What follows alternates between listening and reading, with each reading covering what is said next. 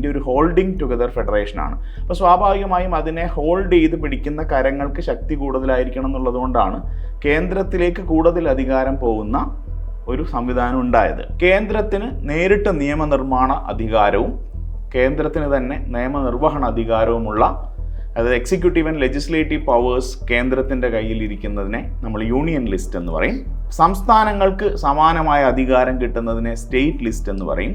രണ്ടുപേർക്കും സംയുക്തമായി നിയമനിർമ്മാണം സാധ്യമാവുന്നതിനെ കൺകറന്റ് ലിസ്റ്റ് എന്ന് പറയും. ഇപ്പോൾ കേരളം നേരിടുന്ന അടിയന്തര സാഹചര്യത്തിന് പിന്നിൽ ഇന്ത്യയിലെ ടാക്സ് റെജിമിലുണ്ടായ വ്യത്യാസം ഒരു പ്രധാനപ്പെട്ട കാര്യമാണ്. തീർച്ചയായിട്ടും കോടതിയുടെ ഇടപെടലിന് ഒരു സാധ്യതയുണ്ട്. കാരണം ഇന്ത്യയിലെ അൾട്ടിമേറ്റ് ഇന്റർപ്രറ്റർ ഓഫ് കോൺസ്റ്റിറ്റ്യൂഷൻ എന്ന് പറഞ്ഞ സുപ്രീം കോടതിയാണ്. സെൻട്രൽ സ്റ്റേറ്റ് റിലേഷനെ ബാധിക്കുന്ന ഇത്തരം ഭാഗങ്ങൾ ഇന്ത്യൻ ഭരണഘടനയിൽ ഭേദഗതി ചെയ്യുക എന്ന് പറഞ്ഞാൽ ചെറിയ ബുദ്ധിമുട്ടല്ല അതിലുള്ളത്. പൂർണ്ണമായ അർത്ഥത്തിൽ ഭരണഘടന ജുഡീഷ്യറിക്ക് അങ്ങനെ ഒരു അൺകൺട്രോൾഡ് ആയ സ്വാധീനം ഇന്ത്യയിൽ കൊടുക്കുന്നില്ല. അമേരിക്കൻ പ്രസിഡന്റ് ഒരിക്കലും അവിടുത്തെ പാർലമെന്റിനോട് ആൻസറബിൾ അല്ല for his acts of commission and omission. അതുകൊണ്ടാണ് ഈ ഇടുത്തി പോലത്തെ തീരുമാനങ്ങൾ അയാൾക്ക് പ്രഖ്യാപിക്കാൻ കഴിയുന്നത്.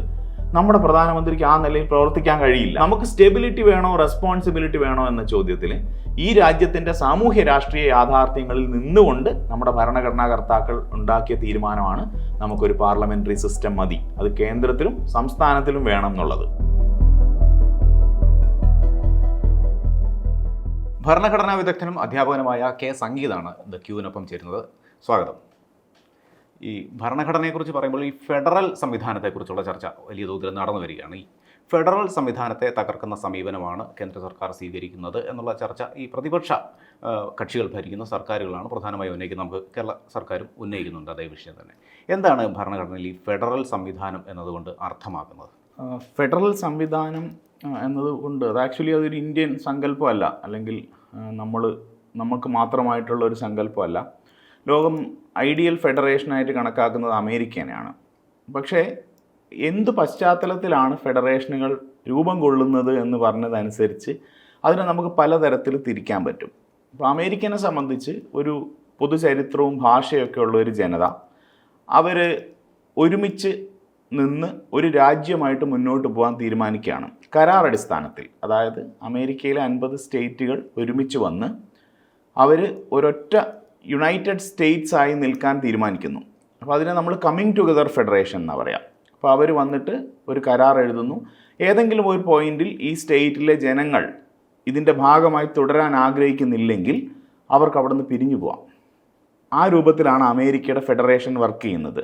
അപ്പോൾ അതിനു വേണ്ടിയിട്ട് അവർ ഒരുപാട് മുന്നൊരുക്കങ്ങൾ നടത്തും. അതായത് ഒരു ഫെഡറേഷന് നിർബന്ധമായും ഉണ്ടായിരിക്കേണ്ട കാര്യം എന്ന് പറയുന്നത് എഴുതി വയ്ക്കപ്പെട്ട ഒരു ഭരണഘടന വേണം, ഒരു റിട്ടൺ കോൺസ്റ്റിറ്റ്യൂഷൻ. അതുപോലെ തന്നെ ആ കോൺസ്റ്റിറ്റ്യൂഷൻ ആയിരിക്കണം ആ രാജ്യത്തെ പരമമായ നിയമം. അതായത് ആ കോൺസ്റ്റിറ്റ്യൂഷൻ്റെ സുപ്രീമസി അവിടെ വളരെ പ്രധാനപ്പെട്ട ഒരു കാര്യമാണ്. അതേപോലെ തന്നെ നിങ്ങൾക്ക് എന്തെങ്കിലും തർക്കങ്ങളുണ്ടായാൽ അത് പരിഹരിക്കാൻ ഇൻഡിപെൻഡൻ്റ് ആയ ഒരു ജുഡീഷ്യറി വേണം. അതിന് കേന്ദ്രത്തോടോ സംസ്ഥാനത്തോടോ അനുഭാവം ഉണ്ടാവാൻ പാടില്ല. അതൊരു ഇമ്പാർഷ്യലായ മധ്യവർത്തിയായി നിൽക്കാൻ പറ്റുന്ന ഒരു ജുഡീഷ്യറി അവിടെ ഉണ്ടായിരിക്കണം. പിന്നെ ഭരണഘടന തന്നെ ഏതൊക്കെ വിഷയങ്ങളിൽ നിയമനിർമ്മാണത്തിനും നിയമനിർവഹണത്തിനുമുള്ള അധികാരം ആർക്കൊക്കെയാണ് എന്ന് വിഭജിക്കുന്ന ഒരു ഡിവിഷൻ ഓഫ് പവേഴ്സ് അതിനകത്ത് വ്യക്തമായിട്ടുണ്ടാവണം. ഈ സ്കീമും ഒരു ഭരണഘടന കൊടുക്കുന്നുണ്ടെങ്കിൽ അവിടെ ഒരു ഫെഡറൽ സംവിധാനത്തിന് പ്രവർത്തിക്കാം എന്നാണ് പറയുന്നത്. ഇനി നിങ്ങൾ ഇന്ത്യൻ സാഹചര്യത്തിലേക്ക് വന്നാൽ പരസ്പരം കൂടിച്ചേരാൻ പ്രത്യേകിച്ച് യാതൊരു തരത്തിലുള്ള താല്പര്യവും ഓർഗാനിക്കായി ഇല്ലാത്ത പല രാജ്യങ്ങളായി ചെതറിപ്പോയ കുറേ കൂട്ടം മനുഷ്യരായിരുന്നു നമ്മൾ.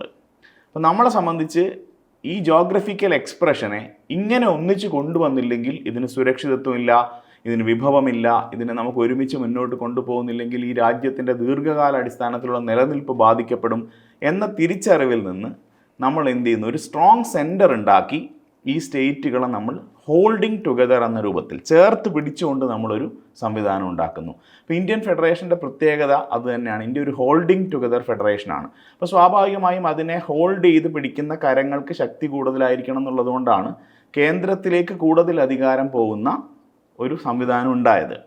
അതിനോടൊപ്പം ഒരു കാര്യം കൂടെ നമുക്ക് അഡ്രസ്സ് ചെയ്യാനുണ്ടായിരുന്നു. കാരണം ഈ സംസ്ഥാനങ്ങൾക്ക് അവരുടേതായ ഒരുപാട് ഓർഗാനിക് താല്പര്യങ്ങളും ഡിഫറൻസസും ഉണ്ട്. അതായത് അവർ വ്യത്യസ്ത ഭാഷകളിൽ നിന്ന് വരുന്നവരാണ്, വ്യത്യസ്ത സംസ്കാരങ്ങളിൽ നിന്ന് വരുന്നവരാണ്. ഇതിനെ നമുക്ക് ഒരുമിച്ച് നിർത്തുക എന്ന് പറയുന്നത് ആ റിക്വയർമെൻറ്റ് മീറ്റ് ചെയ്യണമെങ്കിൽ അവർക്ക് സ്വയംഭരണാധികാരം തീരെ നൽകാതിരുന്നാലും പറ്റില്ല. അപ്പോൾ ഇതിനിടയിൽ നമ്മൾ കണ്ടെത്തിയ ഒരു മിഡ് വേയിലാണ് ഇന്ത്യയുടെ ഫെഡറേഷൻ നിൽക്കുന്നത്. അപ്പോൾ നമ്മൾ പലപ്പോഴും നമ്മുടെ ഫെഡറേഷനെ പറ്റി ഉന്നയിക്കപ്പെടുന്ന ഒരു ആക്ഷേപം എന്ന് പറയുന്നത് ഒരു ക്വാസി ഫെഡറേഷൻ ആണെന്നാണ്, അർദ്ധ ഫെഡറേഷൻ ആണെന്നാണ്.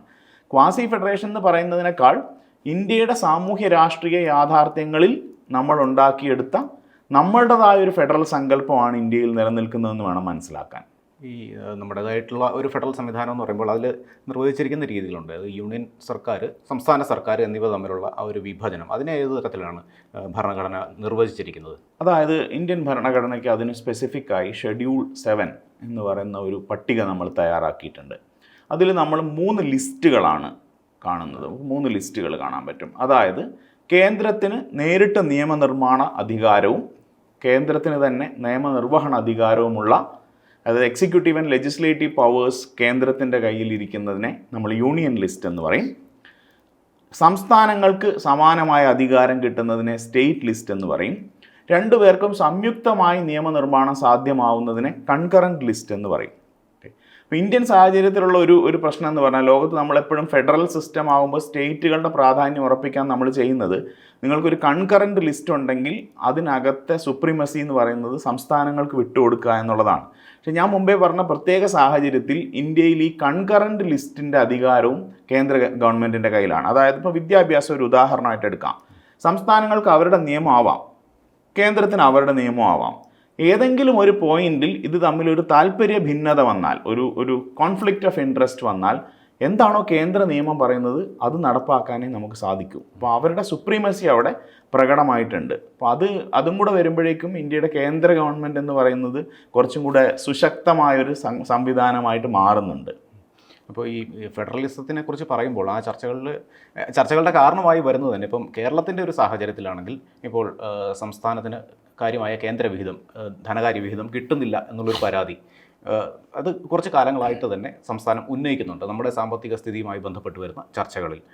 എന്തുകൊണ്ടാണ് ഇപ്പോൾ ഇങ്ങനൊരു സംഗതി ഉണ്ടാകുന്നത്? കേന്ദ്രം സാമ്പത്തിക സഹായം കൃത്യമായി നൽകുന്നില്ല എന്നുള്ളൊരു പ്രശ്നമുണ്ട്, ഉദിക്കുന്നു. അതിനൊപ്പം തന്നെ നമ്മുടെ ഒരു സാമ്പത്തിക സ്ഥിതി നമുക്ക് അറിയാവുന്നതുമാണ്. അതിനെതിരെയുള്ള ആർഗ്യുമെൻറ്റ്സ് കേന്ദ്രം ഉന്നയിക്കുകയും ചെയ്യുന്നുണ്ട്. ഈ ഒരു പ്രശ്നങ്ങൾക്കുള്ള കാരണം എന്താണ്? ഭരണഘടനാപരമായി അതിനെ നമുക്ക് എങ്ങനെ കാണാൻ കഴിയും? അതായത് നമ്മുടെ രാജ്യത്ത് നമുക്ക് 2 രൂപത്തിലാണ് നമുക്ക് പണം കിട്ടേണ്ടത്. അതായത് നമ്മുടെ നികുതി വരുമാനം നമുക്ക് കിട്ടണം, അതുപോലെ തന്നെ നമുക്ക് കേന്ദ്ര ഗവൺമെൻറ്റിൽ നിന്നുള്ള ഗ്രാൻറ്റുകളായിട്ട്, നമ്മുടെ വിഹിതങ്ങളായിട്ട് നമുക്ക് വരുന്നത്, അതും നികുതി വരുമാനം തന്നെയാണ്. പക്ഷെ അത് നമുക്ക് ഇങ്ങോട്ടേക്ക് കേന്ദ്രത്തിൽ നിന്ന് അലോട്ട് ചെയ്ത് വരേണ്ടതാണ്. അപ്പോൾ ഇതല്ലാതെ ഒരു സംസ്ഥാനത്തിന് അതിൻ്റെ കാര്യങ്ങളിൽ എന്തെങ്കിലും മുടക്കം വന്നാൽ അതിനെ നേരിടാനുള്ള മാർഗം എന്ന് പറയുന്നത് ബോറോയിങ് ആണ്. നിങ്ങൾക്ക് കടമെടുക്കാനുള്ള പരിധി നിശ്ചയിക്കപ്പെട്ടിട്ടുണ്ട്. ഇപ്പോൾ ഇന്ത്യയിൽ നമ്മുടെ ഫിസ്ക്കൽ മാനേജ്മെൻറ്റ് വലിയ കുഴപ്പത്തിലേക്ക് പോകുമെന്ന സാഹചര്യത്തിലാണ് നമ്മൾ fiscal responsibility and budget management act എന്നൊരു നിയമം കൊണ്ടുവന്നിട്ട് കടമെടുപ്പ് പരിധി നിയന്ത്രിക്കുന്ന ഒരു സാഹചര്യം ഉണ്ടായിട്ടുള്ളത്. അപ്പോൾ ഈ നിയമങ്ങളുടെയും ഭരണഘടനാ തത്വങ്ങളുടെയും അടിസ്ഥാനത്തിലാണ് ഈ വിഭവങ്ങളുടെ വിതരണം നടക്കുന്നത്. അപ്പോൾ കേരളത്തിന് എന്താണ് പ്രശ്നമുണ്ടാവുന്നത് എന്ന് ചോദിച്ചിട്ടുണ്ടെങ്കിൽ, ഇപ്പോൾ കേരളം നേരിടുന്ന അടിയന്തര സാഹചര്യത്തിന് പിന്നിൽ ഇന്ത്യയിലെ ടാക്സ് റെജിമിലുണ്ടായ വ്യത്യാസം ഒരു പ്രധാനപ്പെട്ട കാര്യമാണ്. കാരണം കേരളം ഒരു ഉപഭോക്തൃ സംസ്ഥാനമാണ്, അതായത് നമ്മളൊരു കൺസ്യൂമർ സ്റ്റേറ്റ് ആണ്. അപ്പം നമ്മളെ സംബന്ധിച്ച് നേരത്തെ നമ്മൾ എന്താണ്, മറ്റൊരു സംസ്ഥാനത്ത് നിന്ന് ഇങ്ങോട്ടേക്ക് സാധനങ്ങൾ വാങ്ങിക്കുമ്പോൾ അതിനെ നമ്മുടെ അതിർത്തിയിലുള്ള ഒരു ചെക്ക് പോസ്റ്റിൽ തടഞ്ഞു നിർത്തി നമ്മൾ എന്ത് ചെയ്യുന്നുണ്ട്, അതിന് നികുതി പിരിക്കുന്നുണ്ട്. അപ്പോൾ ആ നികുതി നമ്മുടെ നികുതി വിഹിതത്തിൻ്റെ ഭാഗമായിട്ടാണ് നമുക്ക് ഇങ്ങോട്ടേക്ക് കിട്ടുന്നത്, ഇവിടെയാണ് അത് കളക്ട് ചെയ്യപ്പെടുന്നത്. എന്നാൽ ഇന്നിപ്പോൾ നമ്മൾ ഡെസ്റ്റിനേഷൻ ബേസ്ഡ് ടാക്സ് ആവുമ്പോൾ നിങ്ങൾ എവിടെ നിന്നാണോ ഇത് വാങ്ങുന്നത്, ആ സ്റ്റേറ്റിൽ ഈ നികുതി അടച്ചതിന് ശേഷം ഈ സംസ്ഥാനത്ത് ആ ഡെസ്റ്റിനേഷനിൽ എത്താനുള്ള ഒരു ഇ-വേ ബില്ലുമായിട്ടാണ് ഇവർ വരുന്നത്. അപ്പോൾ ഇതിനിടയിലുള്ള GST നടപ്പാക്കിയതിന് ശേഷം ഒരു ഏകീകൃത സംവിധാനത്തിൽ വന്നു. അപ്പോൾ സ്വാഭാവികമായും കേരളം പോലെയുള്ള സംസ്ഥാനങ്ങളുടെ അവരുടെ തനത് നികുതി വരുമാനത്തിൽ ഒരു കുറവുണ്ടായിട്ടുണ്ട് GST വന്ന്. അപ്പോൾ ആദ്യഘട്ടം നമ്മളത് ചെയ്തത് ഒരു GST കോമ്പൻസേഷൻ നമ്മൾ കൊടുത്തു. കാരണം ഈ നഷ്ടം വരുന്ന സംസ്ഥാനങ്ങളുടെ പ്രശ്നം നേരിടാൻ വേണ്ടിയിട്ട് നമ്മളത് കൊണ്ടുവന്നു. കാരണം ഒരു ഏകീകൃത നികുതി സംവിധാനം ഒരു ആവശ്യമാണെന്നുള്ളതുകൊണ്ട്. പക്ഷേ പ്രശ്നം എന്താണെന്ന് പറഞ്ഞാൽ കേരളം അതിൻ്റെ എല്ലാ പ്രശ്നങ്ങളും മറികടക്കുന്നതിന് മുമ്പ് തന്നെ ഈ കോമ്പൻസേഷൻ്റെ കാലാവധി തീർന്നു. അവിടെ നമുക്ക് എന്തുണ്ടായിട്ടുണ്ട്, കൃത്യമായിട്ടുള്ള നമ്മുടെ ധനലഭ്യതയിൽ ഒരു കുറവുണ്ടായിട്ടുണ്ട്. ഇനി ഇതിനെ മറികടക്കാൻ നമുക്കുണ്ടായിരുന്ന മറ്റൊരു സ്രോതസ് എന്ന് പറഞ്ഞാൽ കടമെടുക്കുക എന്നുള്ളതാണ്. അപ്പോൾ നമുക്ക് സ്വാഭാവികമായിട്ടുള്ള കടമെടുപ്പ് പരിധിക്ക് പുറത്തേക്ക് കടമെടുത്താൽ മാത്രമേ കേരളത്തിൻ്റെ ഇൻഫ്രാസ്ട്രക്ചറൽ റിക്വയർമെൻറ്റ്സ് നമുക്ക് മീറ്റ് ചെയ്യാൻ പറ്റുമെന്ന സാഹചര്യം വന്നു. അപ്പോൾ അതിന് കേരളം ചെയ്തത് കിഫ്ബി എന്ന് പറയുന്ന ഒരു വെഹിക്കിൾ നമ്മൾ നേരത്തെ ഉണ്ടാക്കിയതാണ്, 10-25 വർഷം പഴക്കമുള്ള ഒരു ഇൻസ്റ്റിറ്റ്യൂഷനാണ്. അതിനെ നമ്മൾ റീസ്ട്രക്ചർ ചെയ്തു ഓപ്പൺ മാർക്കറ്റ് ബോറോയിങ്ങിന് പറ്റുന്ന ഒരു ഇൻസ്റ്റിറ്റ്യൂഷനായിട്ട് നമ്മൾ അതിനെ മാറ്റി. അതിലൂടെ നമ്മൾ കടമെടുത്തു, അതിലൂടെ നമ്മുടെ നാട്ടിലെ ഇൻഫ്രാസ്ട്രക്ചറൽ പ്രോജക്ട്സും ഡെവലപ്മെൻറ്റ്സും നടത്തി. പക്ഷെ ഒരു സുപ്രഭാതത്തിൽ CAG ഒരു സ്റ്റാൻഡ് എടുക്കുകയാണ്. ഈ കിഫ്ബി എന്ന് പറയുന്നത് ഒരു സർക്കാർ ഏജൻസി ആവുന്നതുകൊണ്ടും കിഫ്ബി എടുക്കുന്ന ലോണുകൾക്ക് ഗ്യാരണ്ടി നൽകുന്നത് സർക്കാർ ആയതുകൊണ്ടും അതിനെ സർക്കാർ എടുത്ത കടമായി തന്നെ പരിഗണിക്കണം എന്ന്. അത് നമ്മളെ സംബന്ധിച്ച് ഒരു ഇരുട്ടടിയാണ്. കാരണം നമ്മൾ അതിനെ ഒരു ഓപ്പൺ മാർക്കറ്റ് ബോറോയിങ് ആയിട്ടാണ് കണക്കാക്കുന്നത്. നമ്മുടെ സർക്കാരിൻ്റെ കടമെടുപ്പ് പരിധിക്ക് പുറത്താണതെന്നാണ് നമ്മൾ കരുതിയിരുന്നത്. അവിടെ നിന്നാണ് കേന്ദ്ര സർക്കാർ ഇങ്ങനൊരു നിലപാടെടുക്കുന്നത്. അപ്പോൾ നമ്മളെ സംബന്ധിച്ച് നമ്മുടെ പ്രയോറിറ്റിയിലേക്ക് പോകേണ്ട പണം നമ്മൾ ഈ കിഫ്ബി വഴിയുള്ള പ്രോജക്റ്റുകളിൽ നമ്മൾ ഉപയോഗിച്ച് കഴിഞ്ഞു. ഇനി നമ്മളെ സംബന്ധിച്ച് നമ്മുടെ നിലനിൽപ്പിന് ആവശ്യമായിട്ടുള്ള പണം നമുക്ക് മറ്റ് ബോറോയിങ്ങിലൂടെയാണ് നമ്മൾ ഉദ്ദേശിച്ചിരുന്ന ഒരു കാര്യം. അത് നമുക്ക് ചെയ്യാൻ കഴിയാത്ത സാഹചര്യം വന്നു. അപ്പോൾ ഇവിടെ ഇന്ത്യയിലെ പ്രശ്നം എന്താണെന്ന് പറഞ്ഞാൽ, ഇന്ത്യൻ ഭരണഘടനയിൽ 293 ക്ലോസ് 3, 4 ഈ 2 ക്ലോസുകൾ ഉണ്ട്. ഈ 2 ക്ലോസുകൾ പറയുന്നത് ഒരു സംസ്ഥാന സർക്കാരിന് കടമെടുക്കണമെങ്കിൽ അവർക്ക് നിലവിൽ കേന്ദ്ര സർക്കാരിന് തിരിച്ചടയ്ക്കാൻ കടം ബാക്കിയുണ്ടെങ്കിൽ കേന്ദ്ര സർക്കാരിൻ്റെ മുൻകൂർ അനുമതിയോടുകൂടി മാത്രമേ ഇത് ചെയ്യാൻ പറ്റൂ. അടുത്ത ക്ലോസിൽ പറയുന്നത് അത്തരത്തിലൊരു അനുമതി കൊടുക്കുന്നതിന് എന്ത് തരം കണ്ടീഷൻ വേണമെങ്കിലും മുന്നോട്ട് വയ്ക്കാൻ കേന്ദ്ര സർക്കാരിന് കഴിയുമെന്നാണ്. അപ്പോൾ ഇവിടെ വന്നപ്പോൾ സ്വാഭാവികമായും കേരളം എങ്ങനെ മുന്നോട്ട് പോകണം എന്ന കാര്യത്തിൻ്റെ ആ പന്ത് കേന്ദ്ര ഗവൺമെൻറ്റിൻ്റെ കോർട്ടിലേക്ക് പോയി. അപ്പോൾ അവർ അവിടെ നമുക്ക് അനുകൂലമായൊരു നിലപാടല്ല സ്വീകരിച്ചത് എന്നുള്ളതാണ് പ്രശ്നം. കേരളം അതിനെ പൊളിറ്റിക്കലായിട്ടാണ് കേരളം റെസ്പോണ്ട് ചെയ്തത്. 75 കൊല്ലത്തെ നമ്മുടെ ഭരണഘടനയുടെ ചരിത്രത്തിൽ ആദ്യമായിട്ട് ഈ 293, 3, 4 ക്ലോസുകൾക്കെതിരെ നമ്മൾ സുപ്രീം കോടതിയെ സമീപിച്ചിരിക്കുകയാണ്. അപ്പോൾ കേരളം മുന്നോട്ട് വയ്ക്കുന്ന ഒരു ആർഗ്യുമെൻ്റ് ഇത്രയേ ഉള്ളൂ. അത്തരത്തിൽ നമ്മൾ പറയുന്നുണ്ടെങ്കിൽ, അതായത് ലോണുകൾ എന്ന് പറയുമ്പോൾ ലോൺസ് എന്ന് പറയുന്ന സാധനത്തിൽ കേന്ദ്രത്തിൽ നിന്ന് നമ്മൾ വാങ്ങുന്ന ലോണിനെ മാത്രമേ പരിഗണിക്കാവൂ. അതിൻ്റെ നിയന്ത്രണാവകാശം മാത്രമേ ഇവർക്ക് കൊടുക്കാവൂ. മറ്റത് സംസ്ഥാനത്തിൻ്റെ ഉത്തരവാദിത്വത്തിൽ വേണം. ആ നിലയിൽ അത് പുനർനിർവചിക്കണം എന്നുള്ളതാണ് നമ്മുടെ ആവശ്യം. അപ്പം ഇന്ത്യയുടെ ചരിത്രത്തിൽ എപ്പോഴും കോടതികൾ ഒരു ട്രാൻസ്ഫോർമേറ്റീവ് കോൺസ്റ്റിറ്റ്യൂഷണലിസം എന്ന് പറയുന്ന സങ്കല്പം എപ്പോഴും എടുക്കാറുണ്ട്. അതുകൊണ്ട് ആ തരത്തിലൊരു വിധി വന്നാൽ നമുക്ക് ഈ ഭരണഘടനാപരമായ ഹേർഡിൽ മറികടന്നുകൊണ്ട് കേരളത്തിന് മുന്നോട്ട് പോകാൻ കഴിയും. ഇപ്പോൾ അത്തരത്തിൽ ഈ ഭരണഘടനയെയും നിയമത്തെയും നിർവചിക്കാൻ കഴിയുന്ന ഒരു സാഹചര്യമുണ്ട്. ഇപ്പോൾ കേന്ദ്ര സർക്കാർ ഇപ്പോൾ ഇങ്ങനൊരു സാഹചര്യം വരുമ്പോൾ ഈ സംസ്ഥാനത്തിന് വിരുദ്ധമായ ഒരു താല്പര്യം അവർ സംരക്ഷിക്കുകയാണ് ചെയ്യുന്നത്. അങ്ങനെ ചെയ്യാൻ പാകത്തിന് വൾണറബിൾ ആണോ നമ്മുടെ ഭരണഘടന എന്നൊരു ചോദ്യം അവിടെ അവശേഷിക്കുന്നില്ലേ? ഉണ്ട്. കാരണം നിങ്ങൾ നോക്കിയാൽ ഒരു ബ്രിട്ടീഷ് ലെഗസി, ബ്രിട്ടീഷ് സിസ്റ്റത്തിൻ്റെ ഭാഗമായിരുന്ന, അപ്പം നമ്മുടെ ഇന്ത്യൻ ഭരണഘടനയുടെ ചട്ടക്കൂട് എന്താണെന്ന് ചോദിച്ചാൽ അത് 1935 നടപ്പാക്കിയിട്ടുള്ള ഗവൺമെൻറ് ഓഫ് ഇന്ത്യ ആക്ട് ആണ് ബ്രിട്ടീഷുകാർ ഡ്രാഫ്റ്റ് ചെയ്തത്. ഏതാണ്ട് ആ സ്ട്രക്ചറും ഫ്രെയിം വർക്കുമാണ് നമ്മൾ ഇപ്പോഴും ഉപയോഗിക്കുന്നത്. കാരണം ഇന്ത്യക്കാരെ സംബന്ധിച്ച് മോഡേൺ അഡ്മിനിസ്ട്രേഷനിലുള്ള നമ്മളുടെ പരിചയം ഈ ആക്റ്റുമായിട്ടാണ് നമുക്ക് ഏറ്റവും പരിചയം ഉണ്ടായിരുന്നത്. അതുകൊണ്ട് നമ്മൾ ആ സിസ്റ്റം ഫോളോ ചെയ്യുകയാണ് ചെയ്തത്. ശരിക്കും അതിനകത്തുണ്ടായിരുന്ന ആർട്ടിക്കിൾ 163 എന്ന് പറഞ്ഞ ക്ലോസിനെയാണ് നമ്മൾ 293 ഭേദഗതി ചെയ്തത്. പക്ഷെ അന്ന് ബ്രിട്ടീഷുകാർ അത് ചെയ്തപ്പോൾ അവർ ചെയ്തിരുന്ന ഒരു കാര്യം, ഇത്തരത്തിൽ ആർബിട്രറി ആയിട്ട് കൺസെൻറ്റ് തടയരുത് എന്നൊരു ക്ലോസ് അവരതിനകത്ത് വെച്ചിരുന്നു. ആവശ്യം ന്യായമാണെങ്കിൽ കൺസെൻറ്റ് തടയരുത് എന്നുള്ളത്. രണ്ടാമതൊരു കാര്യം കൂടെ അവർ വെച്ചിരുന്നു, ഈ കൺസെൻറ്റിനെ ചൊല്ലി ഈ 2 കൂട്ടരും പ്രൊവിൻസസും സെൻറ്ററും തമ്മിൽ തർക്കമുണ്ടായാൽ അവർ ഗവർണർ ജനറലിനെ അവിടെ ഒരു മധ്യവർത്തിയായിട്ട് പ്ലേസ് ചെയ്തിരുന്നു. അതായത് ഒരു വ്യക്തമായ കോൺഫ്ലിക്റ്റ് റെസൊല്യൂഷൻ പ്ലാൻ ആ നിയമത്തിനുണ്ടായിരുന്നു.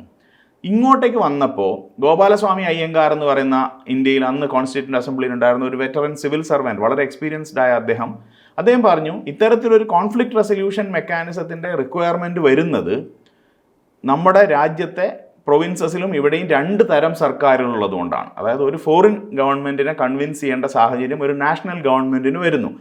അവിടെയാണ് കോൺഫ്ലിക്റ്റ് ഉണ്ടാവുന്നത്. എന്നാൽ ഇന്ത്യയിൽ തന്നെ തിരഞ്ഞെടുക്കപ്പെടുന്ന, ജനങ്ങളാൽ തിരഞ്ഞെടുക്കപ്പെടുന്ന ഒരു സംസ്ഥാന സർക്കാരും ഒരു കേന്ദ്ര സർക്കാരും ഉണ്ടാവുന്ന കാലത്ത് ഇത്തരത്തിലൊരു കോൺഫ്ലിക്റ്റിൻ്റെ സാധ്യതയോ ആർബിട്രറി ആയ ഒരു തടയലിൻ്റെ സാധ്യതയോ ഇല്ല എന്ന് അദ്ദേഹം കരുതി. അപ്പോൾ അതുകൊണ്ട് എന്ത് ചെയ്തു, ഈ കോൺഫ്ലിക്റ്റ് റെസൊല്യൂഷൻ്റെ സാധ്യതകൾ പൂർണ്ണമായും ഒഴിവാക്കിക്കൊണ്ടാണ് നമ്മൾ ഈ 293 എഴുതിയിരിക്കുന്നത്. അപ്പം നമുക്കിപ്പം ഇതിനകത്ത് തർക്കം വന്നിരിക്കുകയാണ്, അല്ലെങ്കിൽ പൊളിറ്റിക്കൽ ഇൻട്രസ്റ്റുകൾ, പൊളിറ്റിക്കൽ ഡിഫറൻസുകൾ, ഇത്തരം കാര്യങ്ങളെ നമ്മൾ ദുരുപയോഗം ചെയ്യുന്നു എന്നുള്ള ആക്ഷേപം വന്നിരിക്കുകയാണ്. അപ്പോൾ ആക്ഷേപം മുന്നോട്ട് വരുമ്പോൾ നമ്മുടെ മുമ്പിൽ ഒരു വ്യവസ്ഥാപിതമായ ഒരു സിസ്റ്റം നമുക്ക് നിലവിലില്ല. സുപ്രീം കോടതിയെ സമീപിച്ച് ഇതിന് ഒരു പ്രോഗ്രസീവായ റീഇൻ്റർപ്രിട്ടേഷൻ നേടിയെടുക്കുക എന്നുള്ള സാധ്യത മാത്രമേ കേരളത്തിന് മുമ്പിലുള്ളൂ. ഈ ഭരണഘടന എന്നത് ഭേദഗതികൾക്ക് സാധ്യമായ ഒരു സംഗതി തന്നെയാണ്. ഈ സാഹചര്യങ്ങൾക്കനുസരിച്ച് ഭേദഗതി ചെയ്യുക എന്നത് ഭരണഘടനയ്ക്ക് ഈ കാലയളവിൽ പല തവണ സംഭവിച്ചിട്ടുള്ള ഒരു കാര്യം കൂടിയാണ്. പല സർക്കാരുകൾ ജനങ്ങളുടെ നന്മയ്ക്കനുസരിച്ചും നന്മയ്ക്ക് വേണ്ടിയും അതുപോലെ തന്നെ സർക്കാരുകളുടെ താല്പര്യങ്ങൾക്കനുസരിച്ചും ഭേദഗതികൾ വരുത്തിയിട്ടുണ്ട്. ഈ ഒരു സാഹചര്യത്തിൽ ഇങ്ങനെ ഒരു സംഗതിക്ക് വേണ്ടി ഒരു ഭേദഗതിക്കും സാധ്യതയുള്ളതല്ലേ ഇപ്പോൾ കോടതിയുടെ ഒരു ഇടപെടൽ വഴി? തീർച്ചയായിട്ടും കോടതിയുടെ ഇടപെടലിന് ഒരു സാധ്യതയുണ്ട്. കാരണം ഇന്ത്യയിലെ അൾട്ടിമേറ്റ് ഇൻ്റർപ്രറ്റർ ഓഫ് കോൺസ്റ്റിറ്റ്യൂഷൻ എന്ന് പറയുന്ന സുപ്രീം കോടതിയാണ്. അപ്പോൾ നമ്മളെ സംബന്ധിച്ച് ഭരണഘടനയിൽ വളരെ സ്പെസിഫിക് ആയ ഒരു കാര്യം പറഞ്ഞിട്ടില്ല എങ്കിലും അതിനകത്ത് അങ്ങനെ ഒരു സാധ്യതയുണ്ടെന്ന് കണ്ടെത്താൻ സുപ്രീം കോടതിക്ക് കഴിയും. അതല്ലെങ്കിൽ ഈ തരത്തിലാണ് ഇപ്പോൾ സാഹചര്യം നിലവിലുള്ളത് എന്ന് മനസ്സിലാക്കിക്കൊണ്ട് ടോട്ടൽ ഭരണഘടനയുടെ സ്പിരിറ്റിനനുസരിച്ച്, അതായത് ഇന്ത്യൻ ഭരണഘടനയുടെ ലെറ്റർ ആൻഡ് സ്പിരിറ്റിൽ നിങ്ങൾക്ക് കാണാവുന്നതാണ് ഫെഡറലിസം എന്ന് പറയുന്ന സങ്കല്പം, അതിൻ്റെ പ്രാധാന്യം. അപ്പോൾ അതുകൊണ്ട് തന്നെ ഫെഡറലിസത്തിൻ്റെ സ്പിരിറ്റിനെ മുൻനിർത്തി സുപ്രീം കോടതി ഇതിനെ കാണാൻ തയ്യാറായാൽ സുപ്രീം കോടതിക്ക് എന്ത് ചെയ്യാവുന്നതാണ്? തീർച്ചയായിട്ടും ഇവിടെ ഈ രൂപത്തിലൊരു ഭേദഗതി സജസ്റ്റ് ചെയ്യാവുന്നതാണ്, അല്ലെങ്കിൽ ഈ രൂപത്തിലാണ് അത് വായിക്കേണ്ടത് എന്ന് സുപ്രീം കോടതിക്ക് പറയാം. ഇപ്പം ജുഡീഷ്യറിയുടെ കാര്യത്തിൽ എപ്പോഴും എന്താണ്, നമുക്ക് പല നിയമങ്ങളിലും പല വിഷയങ്ങളിലും നമുക്ക് പല കാര്യങ്ങളിലും ആൾക്കാർക്ക് അഭിപ്രായ വ്യത്യാസങ്ങൾ ഉണ്ടാവുന്നുണ്ട്. അപ്പോൾ തീർച്ചയായിട്ടും ഈ അടുത്ത കാലത്ത് സുപ്രീം കോടതിയിൽ നിന്നുണ്ടായിട്ടുള്ള ജഡ്ജ്മെൻറ്റുകളെ പറ്റി പരക്കെ ആക്ഷേപങ്ങൾ ഉണ്ടായിട്ടുള്ള സാഹചര്യങ്ങളുണ്ട്. പക്ഷെ അപ്പോഴും നമ്മളെ സംബന്ധിച്ച് നമുക്ക് ഒരേ ഒരു സാധ്യത എന്ന് പറയുന്നത് സുപ്രീം കോടതിയെ സമീപിക്കുക എന്നുള്ളതാണ്. കാരണം ഈ ഭരണഘടന അനുസരിച്ച് ഇതിനെ ഇൻ്റർപ്രറ്റ് ചെയ്യാൻ ശേഷിയുള്ള മറ്റൊരു ബോഡിയും ഇന്ത്യയിൽ നിലവിലില്ല എന്നുള്ളതാണ് പ്രശ്നം. പിന്നെ ഭരണഘടനാ ഭേദഗതി എന്ന് പറഞ്ഞാൽ ഇവിടെ എന്താണ്, തീർച്ചയായിട്ടും അത് കേന്ദ്ര ഗവൺമെൻറ് മുന്നോട്ട് വെക്കേണ്ട ഒരു കാര്യമാണ്. മാത്രമല്ല സെൻട്രൽ സ്റ്റേറ്റ് റിലേഷനെ ബാധിക്കുന്ന ഇത്തരം ഭാഗങ്ങൾ ഇന്ത്യൻ ഭരണഘടനയിൽ ഭേദഗതി ചെയ്യുക എന്ന് പറഞ്ഞാൽ ചെറിയ ബുദ്ധിമുട്ടല്ല അതിലുള്ളത്. കാരണം നിങ്ങൾക്ക് സ്പെഷ്യൽ മെജോറിറ്റി വേണം. സ്പെഷ്യൽ മെജോറിറ്റി എന്ന് പറഞ്ഞാൽ 2/3 മെജോറിറ്റിയാണ് അത് പ്രസൻറ്റ് ആൻഡ് വോട്ടിങ്ങിൻ്റെ. അത് ടോട്ടൽ അംഗസംഖ്യയുടെ പകുതിയിൽ കൂടുതലായിരിക്കുകയും വേണം. അതിനോടൊപ്പം 50% സംസ്ഥാന ലെജിസ്ലേറ്റീവ് അസംബ്ലികളുടെ അനുവാദത്തോടു കൂടി മാത്രമേ ഇത്തരം ഒരു ഭേദഗതി നമുക്ക് കൊണ്ടുവരാൻ പറ്റൂ. അപ്പോൾ ഇത് ഇന്ത്യയിലെ ഏറ്റവും റിജിഡ് ആയിട്ടുള്ള പ്രൊവിഷൻസ് ആണ് ഇതൊക്കെ. ഇത് മാറ്റുക എന്ന് പറയുന്നത് അത്ര എളുപ്പത്തിൽ സാധിക്കുന്ന ഒരു കാര്യമല്ല. അതല്ലെങ്കിൽ ഒരു സമവായത്തിലൂടെ ഇതിനൊരു മാറ്റം വരണം. പക്ഷെ അവനവൻ്റെ അധികാരം കൈവിട്ടു കൊടുക്കുന്ന തരത്തിൽ ഒരു ഡെവല്യൂഷൻ ഓഫ് പവർ സാധ്യമാവുന്ന തരത്തിൽ മാറി മാറി വരുന്ന ഇന്ത്യയിലെ കേന്ദ്ര ഗവൺമെൻറ്റുകളൊന്നും ഫെഡറലിസത്തിനെ ശക്തിപ്പെടുത്താൻ ശ്രമിച്ചിട്ടില്ല എന്നുള്ളതാണ് നമ്മൾ അറിയപ്പെടുന്ന ചരിത്രം. ഈ ജുഡീഷ്യൽ സ്വാതന്ത്ര്യത്തെ ഏത് തരത്തിലാണ് ഭരണഘടന നിർവചിച്ചിരിക്കുന്നത്? ജുഡീഷ്യൽ സ്വാതന്ത്ര്യത്തിന് മേലെ നമ്മുടെ ഭരണഘടന അത്തരത്തിലൊരു ഇടപെടലും നമ്മൾ നടത്തുന്നില്ല. പക്ഷെ ഒരു പ്രശ്നം ഇന്ത്യയിലുണ്ട്. ഇപ്പോൾ നിങ്ങൾ നോക്കിയാൽ നമുക്ക് ലീഗൽ ഡോക്ട്രിൻസ് നമ്മൾ പറയും. അതായത് ഒരു രാജ്യത്തെ നീതിന്യായ വ്യവസ്ഥിതി എന്ത് അടിസ്ഥാന തത്വങ്ങളെ അനുസരിച്ചാണ് പ്രവർത്തിക്കുന്നത് എന്നുള്ളത്. അപ്പോൾ ഇതിനു വേണ്ടി ലോകത്ത് മുഴുവൻ ഉപയോഗിക്കപ്പെടുന്ന പ്രധാനപ്പെട്ട 2 സങ്കല്പങ്ങൾ എന്ന് പറഞ്ഞാൽ ഡ്യൂ പ്രോസസ് ഓഫ് ലോയും പ്രൊസീജിയർ എസ്റ്റാബ്ലിഷ്ഡ് ബൈ ലോയുമാണ്. അപ്പോൾ ഇന്ത്യയിൽ നിങ്ങൾ ആർട്ടിക്കിൾ 21 കണ്ടിട്ടുണ്ടെങ്കിൽ നമ്മൾ പറയുന്നുണ്ട്, ഒരു സ്റ്റേറ്റിൻ്റെ കേസിൽ നമ്മൾ പറയുന്നത് state shall not deny an individual his right to life and personal liberty unless through a procedure established by law എന്നാണ് പറയുന്നത്. അതായത് ഇന്ത്യൻ നീതിന്യായ സങ്കല്പത്തിൻ്റെ അടിസ്ഥാന വാചകമായിട്ട് നമ്മൾ പ്രൊസീജിയർ എസ്റ്റാബ്ലിഷ്ഡ് ബൈ ലോ എന്ന സങ്കല്പത്തെയാണ് മുന്നോട്ട് വയ്ക്കുന്നത്. അപ്പോൾ ഇവിടെ ഒരു പ്രശ്നമുണ്ട്. ഇത് ജുഡീഷ്യറിയുടെ സ്വാതന്ത്ര്യത്തിന് മേലെ ഒരു നിയന്ത്രണം വയ്ക്കുന്നുണ്ട്. കാരണം ഇപ്പോൾ നമ്മളൊരു ആളുകൾക്ക് മനസ്സിലാകാവുന്ന ഒരു ഉദാഹരണം പറയുകയാണെങ്കിൽ, യൂട്യൂബ് സെലിബ്രിറ്റി ആയ ഒരു അമേരിക്കൻ ട്രാഫിക് കോടതി ജഡ്ജി ഉണ്ട്. നിങ്ങൾ ചിലപ്പോൾ അദ്ദേഹത്തിൻ്റെ വീഡിയോകൾ കണ്ടിട്ടുണ്ടാവും. അപ്പോൾ നിങ്ങൾ നോക്കിയാൽ കാണാവുന്ന ഒരു കാര്യം, അദ്ദേഹം ഒരാളെ എടുക്കുന്നു. ഇപ്പോൾ ഞാൻ കണ്ടൊരു കേസ് പറയാം. ഒരാൾ വരുന്നു, അദ്ദേഹം 90 വയസ്സിലധികം പ്രായമുള്ള ആളാണ്. അപ്പോൾ അദ്ദേഹത്തോട് ചോദിക്കുന്നു, താങ്കൾ സ്കൂൾ സോണിൽ ഓവർ സ്പീഡ് ചെയ്തിട്ടുണ്ട്. അപ്പം സ്കൂൾ സോണിൽ ഓവർ സ്പീഡ് ചെയ്തത് എന്തിനാണ്? അപ്പോൾ അദ്ദേഹം പറഞ്ഞു, ഞാൻ എൻ്റെ മകനുമായി ആശുപത്രിയിൽ പോവുകയായിരുന്നു. മകൻ എന്ത് പ്രായമുണ്ട്? മകൻ 76 വയസ്സ് പ്രായമുണ്ട്. എന്തിനാണ് ആശുപത്രിയിൽ പോയത്? അവൻ വയ്യാത്ത ആളാണ്, മാത്രമല്ല അവന് ക്യാൻസർ ഉണ്ട്. ഞാൻ ബ്ലഡ് വർക്കിന് വേണ്ടി കൊണ്ടുപോയതാണ്. ഞാൻ ജീവിതത്തിൽ ഒരിക്കലും വേഗത നിയന്ത്രിക്കാതെ വണ്ടി ഓടിച്ചിട്ടില്ലാത്ത ആളാണ്. ഇത് ഒരു സവിശേഷ സാഹചര്യത്തിൽ പറ്റിപ്പോയതാണ്. അപ്പോൾ കോടതി അദ്ദേഹത്തോട് ചോദിക്കും, നിങ്ങൾ ഇത്രയും പ്രായത്തിലും മകനെ ടേക്ക് കെയർ ചെയ്യുകയാണോ? ശരി, നിങ്ങൾക്ക് എല്ലാ ആശംസകളും, നിങ്ങൾ പോയിക്കോളൂ, നിങ്ങൾ കുറ്റവിമുക്തനാണ്. ഇന്ത്യയിലെ ഒരു കോടതി ജഡ്ജിക്ക് ഈ സാധ്യതയില്ല. ഇപ്പം നമ്മളിവിടെ ഇത് നമ്മളിപ്പോൾ ലളിതമായി അല്ലെങ്കിൽ സാങ്കേതികമായി നമ്മളിതിനെ പറയുകയാണെങ്കിൽ ഇത്രയേ ഉള്ളൂ. അമേരിക്കയിലെ ഒരു കോടതി ജഡ്ജിക്ക് ഇന്ത്യയിലെ ഒരു കോടതി ജഡ്ജിക്കും ഇപ്പം നിങ്ങൾ നോക്കുക, ഇന്ത്യയിൽ വളരെ വിവാദമായൊരു നിയമമാണ് മാർഷ്യൽ ലോ, ഇന്ത്യയുടെ മാർഷ്യൽ ലോ ആയിട്ടുള്ള armed forces special powers act. ഈ നിയമം നമ്മുടെ സുപ്രീം കോടതിയുടെ പരിഗണനയ്ക്ക് വന്നു, അമേരിക്കയുടെ സുപ്രീം കോടതിയുടെ പരിഗണനയ്ക്കും വന്നു എന്ന് ആലോചിക്കുക, ഒരു കോണ്ടെക്സ്റ്റ് ആലോചിക്കുക. ആദ്യത്തെ ചോദ്യങ്ങളെല്ലാം കോമൺ ആണ്. ഇന്ത്യയുടെ സുപ്രീം കോടതി ചോദിക്കും, അമേരിക്കയുടെ സുപ്രീം കോടതി ചോദിക്കും, രണ്ടുപേരും ചോദിക്കും ആരാണ് ഈ നിയമം ഉണ്ടാക്കിയത്. അപ്പോൾ പറയുന്നു പാർലമെൻറ്റ് എന്ന് പറയുന്ന കോമ്പീറ്റൻറ്റ് ലെജിസ്ലേറ്റീവ് അതോറിറ്റി ഉണ്ടാക്കിയ നിയമമാണ്. ശരി, ആ ഭാഗം വിജയിച്ചു. രണ്ടാമത്തെ, ഇത് നിയമം എങ്ങനെയാണ് ഉണ്ടാക്കിയത്, അതായത് അതിന് ഈ രാജ്യം പാലിക്കണമെന്ന് പറയുന്ന ലെജിറ്റിമേറ്റ് ആയ പ്രോസസ്സ് നിങ്ങൾ പാലിച്ചിട്ടുണ്ടോ. അത് ലോക്സഭ പാസ്സാക്കി, രാജ്യസഭ പാസ്സാക്കി, നമ്മൾ പ്രസിഡൻറ്റിൻ്റെ അസെൻറ്റിന് വിട്ടു, അതിനുശേഷം ഗസറ്റിൽ നോട്ടിഫൈ ചെയ്തു, നടപ്പാക്കി. ശരി, ആ പ്രോസസ്സും ചെയ്തിട്ടുണ്ട്. ഓക്കെ. മൂന്നാമത്തെ ചോദ്യം, ഈ നിയമത്തിൽ പറഞ്ഞിരിക്കുന്ന കാര്യങ്ങൾ ഭരണഘടനാനുസൃതമാണോ. അപ്പോൾ നമ്മൾ അത് നോക്കുന്നു. തീർച്ചയായിട്ടും അതിൽ പറഞ്ഞിരിക്കുന്ന കാര്യങ്ങൾ മൗലികാവകാശങ്ങളെ ലംഘിക്കുന്നുണ്ട്. സെൻട്രൽ സ്റ്റേറ്റിൽ നമ്മൾ നോക്കുമ്പോൾ സ്റ്റേറ്റുകൾ തമ്മിലുള്ള പാരിറ്റീനെ, ഈക്വാലിറ്റീനെ ബാധിക്കുന്നുണ്ട്. അപ്പോൾ അവിടെ ഒരു പ്രശ്നമുണ്ട്. പക്ഷേ നമ്മുടെ ഭരണഘടന തന്നെ പറഞ്ഞിരിക്കുന്നു, പട്ടാള നിയമം നടപ്പിലാക്കുന്ന സാഹചര്യത്തിൽ വേണമെങ്കിൽ ഇതിൽ ഇളവ് അനുവദിക്കാം എന്നാണ് പറയുന്നത്. ആ ഇളവിൻ്റെ അടിസ്ഥാനത്തിൽ ഇത് ഭരണഘടനാ സാധുത നേടുകയാണ്. ഇത് മൂന്നും കഴിഞ്ഞാൽ ഇന്ത്യയിലെ ജഡ്ജിക്ക് പിന്നെ ചോദ്യമില്ല, അയാളുടെ സാധ്യത അവിടെ അവസാനിക്കുകയാണ്. അമേരിക്കയിലെ ജഡ്ജിക്ക് നാലാമതൊരു ചോദ്യം കൂടെ ചോദിക്കാം. ഈ പറയുന്ന സാങ്കേതികതകളെല്ലാം അവിടെ നിൽക്കട്ടെ, is this law fair, equitable and just. ഇത് ന്യായമാണോ, നീതിയുക്തമാണോ, ഇത് ജനങ്ങളുടെ മേലെ പ്രയോഗിക്കുന്നതെന്നൊരു ചോദ്യം. ആ നാലാമത്തെ ചോദ്യത്തിൻ്റെ സാധ്യത ജുഡീഷ്യൽ ഇൻ്റർപ്രിട്ടേഷൻ്റെ സാധ്യതയാണ്. അതുപയോഗിച്ച് വേണമെങ്കിൽ അയാൾക്ക് ആ നിയമം റദ്ദാക്കി കളയാം. പക്ഷേ ഇന്ത്യയിലെ കോടതി ജഡ്ജിക്ക് അതിനകത്ത് പരിമിതികളുണ്ട്. പക്ഷെ അവിടെയും നമ്മുടെ സുപ്രീം കോടതി കണ്ടെത്തിയിട്ടുള്ള ഒരു കാര്യമുണ്ട്. ഇപ്പം മനേകാ ഗാന്ധി കേസിൽ നമ്മുടെ സുപ്രീം കോടതി കണ്ടെത്തിയിട്ടുണ്ട്, നിങ്ങൾ ഇന്ത്യൻ ഭരണഘടനയുടെ മൊത്തം ലെറ്റർ ആൻഡ് സ്പിരിറ്റ് പരിശോധിച്ചാൽ ഡ്യൂ പ്രോസസ് ഓഫ് ലോ ഇന്ത്യയിൽ ഇല്ല എന്ന് നമുക്ക് പറയാൻ കഴിയില്ല. അതിന് നമ്മൾ കണ്ടെത്തിയ നിർവചനം എന്ന് പറയുന്നത്, ഇന്ത്യയിൽ അത്തരത്തിൽ പ്രൊസീജിയർ എസ്റ്റാബ്ലിഷ്ഡ് ബൈ ലോ മാത്രമാണ് ഇന്ത്യയിലുള്ളതെങ്കിൽ ആ പ്രൊസീജിയർ ഒരു ജസ്റ്റ് പ്രൊസീജിയർ ആയിരിക്കണം, ആ ലോ ഒരു ഫെയർ ലോ ആയിരിക്കണം എന്നാണ്. ഈ രണ്ട് വാക്കിൻ്റെ സാധ്യതകളെ നമ്മുടെ ജുഡീഷ്യറി അതിൽ ഉൾച്ചേർക്കാൻ ശ്രമിച്ചിട്ടുണ്ട്. പക്ഷെ പൂർണ്ണമായ അർത്ഥത്തിൽ ഭരണഘടന ജുഡീഷ്യറിക്ക് അങ്ങനെ ഒരു അൺകൺട്രോൾഡ് ആയ സ്വാധീനം ഇന്ത്യയിൽ കൊടുക്കുന്നില്ല. അപ്പോൾ സുപ്രീം കോടതിയുടെ ഭരണഘടനാ ബെഞ്ചുകളല്ലേ ഇത് കൈകാര്യം ചെയ്യുന്നത്, മേൽക്കോടതികൾ. നമ്മൾ കൺകറൻറ്റ് ലിസ്റ്റിനെ കുറിച്ച് ആദ്യം സൂചിപ്പിച്ചു. ഈ കൺകറൻറ്റ് ലിസ്റ്റിൽ ഇപ്പോൾ കേന്ദ്രം കൂടുതൽ ഇടപെടൽ നടത്തിക്കൊണ്ടിരിക്കുന്നു എന്നൊരു ആരോപണം ഉണ്ട്. അതായത് സംസ്ഥാനങ്ങളുടെ അധികാരങ്ങൾ കവർന്നെടുക്കുന്നു എന്നുള്ള വിദ്യാഭ്യാസ നയത്തിലടക്കം നമ്മൾ മുൻപ് പറഞ്ഞതുപോലെ. ഈ കൺകറൻറ്റ് ലിസ്റ്റ് എന്ന് പറഞ്ഞാൽ എന്താണ്, അത് എങ്ങനെയാണ് സംസ്ഥാനങ്ങൾക്ക് അവകാശങ്ങൾ നൽകുന്നത്? കൺകറൻറ്റ് ലിസ്റ്റ് എന്ന് പറഞ്ഞാൽ, ഇപ്പോൾ നമ്മൾ ഫെഡറലിസത്തിൽ സാധാരണഗതിയിൽ നമ്മൾ ഉപയോഗിക്കേണ്ട ഒരു അടിസ്ഥാന തത്വം എന്ന് പറയുന്നത്, ഏതെങ്കിലും ഒരു വിഷയത്തിലെ നിയമനിർമ്മാണത്തിന് പാൻ ഇന്ത്യനായ ഒരു റെലവൻസ് ഉണ്ടായിരിക്കുക. അതായത് ആ നിയമം നമ്മൾ ഉണ്ടാക്കുന്നത് ഈ രാജ്യത്തിന് മുഴുവൻ സ്വാധീനിക്കത്തക്ക തരത്തിലാണെന്ന് നിങ്ങൾ കണക്കാക്കുക. അതായത് ഒരു ഉദാഹരണം പറഞ്ഞാൽ, നമ്മുടെ വിദേശകാര്യ നയം, ഒരു രാജ്യത്തിന് ഒരു വിദേശകാര്യ നയം ഉണ്ടായിരിക്കേണ്ടത് വളരെ അത്യാവശ്യമാണ്. ഇന്ത്യയിൽ തമിഴ്നാടിന് അമേരിക്കയോട് ഒരു നിലപാടും കേരളത്തിന് മറ്റൊരു നിലപാടും ഡൽഹിക്ക് മറ്റൊരു നിലപാടും ഉണ്ടാവാൻ പാടില്ല. ഒരു രാജ്യം എന്ന നിലയിൽ നമുക്ക് ഒരു നിലപാടേ ഉണ്ടാവാൻ പാടുള്ളൂ. ടെലികമ്മ്യൂണിക്കേഷൻ സിസ്റ്റം രാജ്യത്തിനെ ആകെ കണക്ട് ചെയ്യേണ്ടതാണ്, ലോകവുമായിട്ട് കണക്ട് ചെയ്യേണ്ടതാണ്. ഒരു പോയിന്റിൽ അതിനെ നിയന്ത്രിക്കാൻ കഴിയുക എന്ന് പറയുന്നത് വളരെ പ്രധാനപ്പെട്ട ഒരു കാര്യമാണ്. ഒരു ടെലികോം നയം നമുക്കുണ്ടാകുമ്പോൾ അതിനൊരു സാർവദേശീയ സ്വഭാവം ഉണ്ടാവേണ്ടത് അത്യാവശ്യമാണ്. അപ്പോൾ ഇത്തരം സാഹചര്യങ്ങളിൽ നമ്മൾ എന്ത് ചെയ്യുന്നു, അതിനെ കേന്ദ്രത്തിൻ്റെ എക്സ്ക്ലൂസീവ് ലിസ്റ്റിൽ വെക്കുന്നു. ഇനി ചില കാര്യം, ഒരു നാട്ടിലെ ലാൻഡ് അഡ്മിനിസ്ട്രേഷൻ, അവിടെ എന്തൊക്കെ കാര്യം അനുവദിക്കണം, എന്തിനു വേണ്ടി ലാൻഡ് എടുക്കണം, അത് ജനങ്ങളുടെ അടുത്ത് നിന്ന് എടുക്കുമ്പോൾ എന്തൊക്കെ കാര്യം പരിശോധിക്കണം, ഏത് സ്ഥലത്താണ് ഏറ്റവും ഐഡിയലായിട്ട് ഒരു കാര്യം വരാൻ പറ്റുക, ഇത്തരം കാര്യങ്ങൾ ലാൻഡ് അഡ്മിനിസ്ട്രേഷൻ ഒരു സംസ്ഥാനത്തെ ഏൽപ്പിക്കുന്നതാണ് നല്ലത്.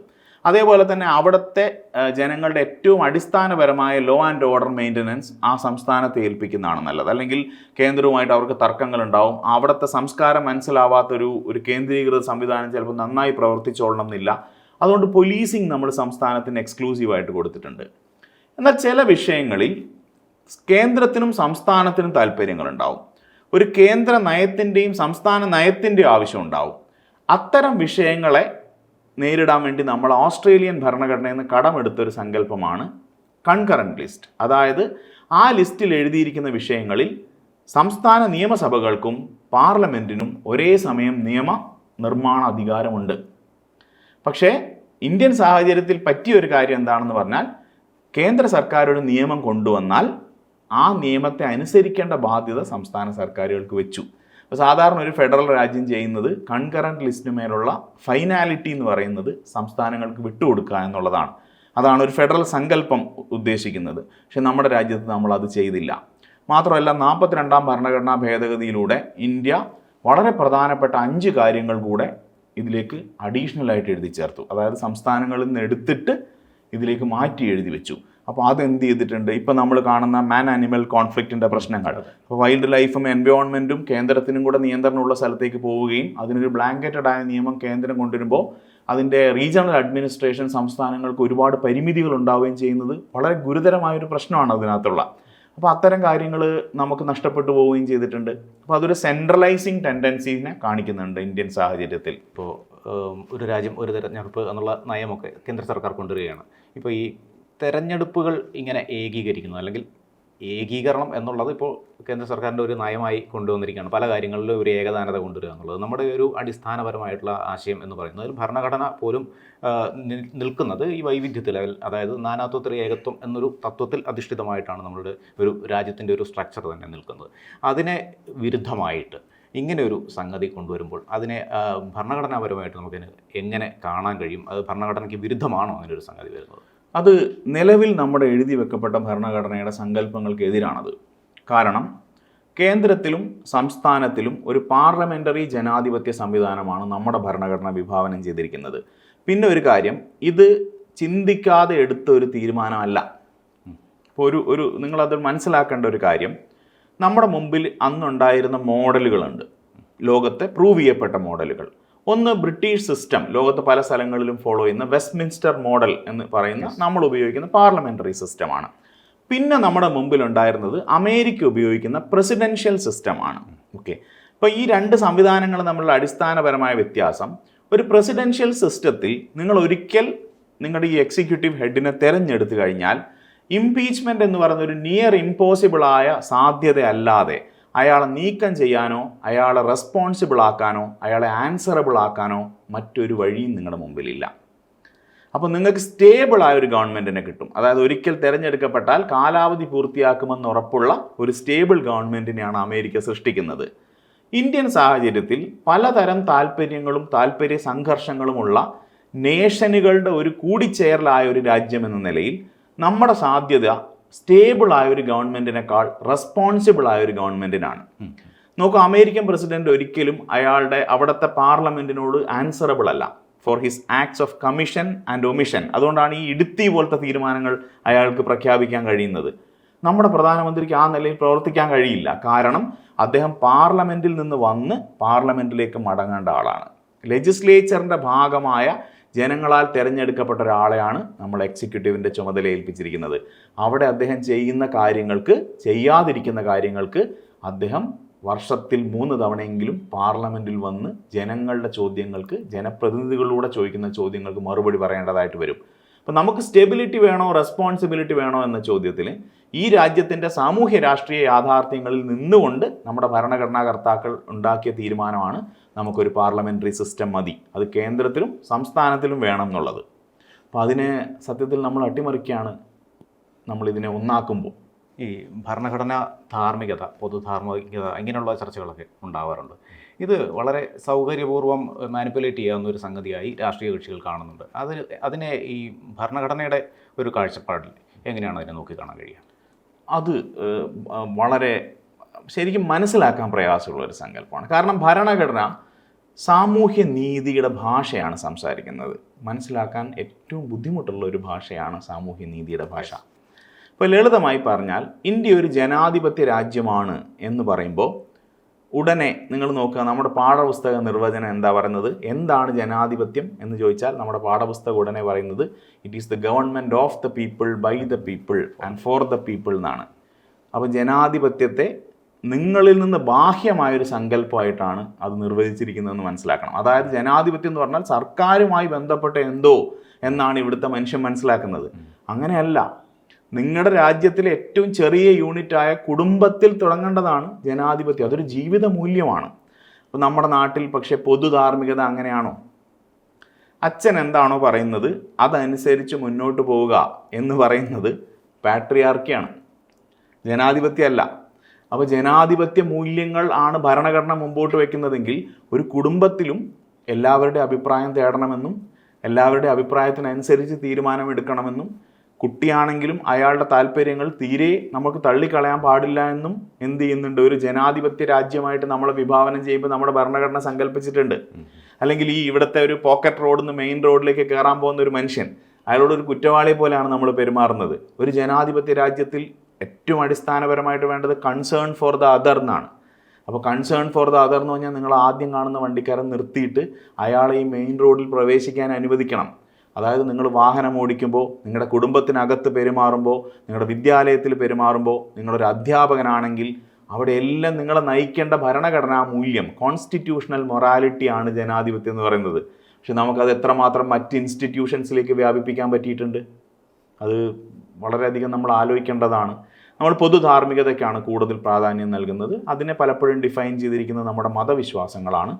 അതുകൊണ്ട് സ്വാഭാവികമായിട്ടും അതും ഭരണഘടനയും തമ്മിൽ എപ്പോഴും കോൺഫ്ലിക്റ്റിലായിരിക്കും. ഇന്ത്യക്ക് നമ്മളൊരു രാഷ്ട്രഭാഷ എന്ന സങ്കല്പത്തെ ഭരണഘടന അംഗീകരിക്കുന്നില്ല. ഔദ്യോഗിക ഭാഷ എന്ന സങ്കല്പമാണ് നമ്മൾ എടുത്തിട്ടുള്ളത്. സത്യത്തിൽ ആദ്യം നമ്മൾ 15 കൊല്ലത്തേക്ക് ഇംഗ്ലീഷിനെ ഒരു ലിങ്ക് ലാംഗ്വേജായി ഉപയോഗിക്കുക എന്നുള്ളതാണ് നമ്മൾ കരുതിയിരുന്നത്.